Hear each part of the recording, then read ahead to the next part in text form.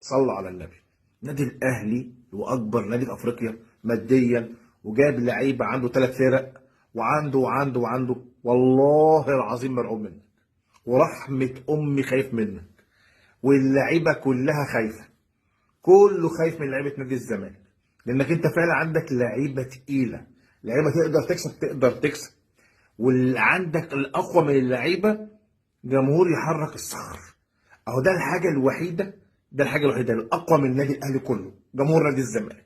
فانا واحد من الناس والله العظيم خايف متفائل جدا، ومش عايز اقول لك النادي الاهلي مخترق جوه ازاي، مش عايز اقول لك في لعيبه بتخاف من الماتشات دي ازاي، لعيبه كبيره في النادي الاهلي بتخاف. مين يقصر بيخاف؟ رامي ربيعه بيخاف، ياسر ابراهيم بيخاف، مروان عطيه بيخاف، محمد هاني بيخاف. وافتكروا كلامي ده يوم 22 لما ينزلوا الملعب، شوف ادائهم عامل ازاي. لعيب واحد في النادي الاهلي بس، ابننا امام عاشور، لو اتمسك هتكسب الماتش سهل جدا جدا جدا جدا.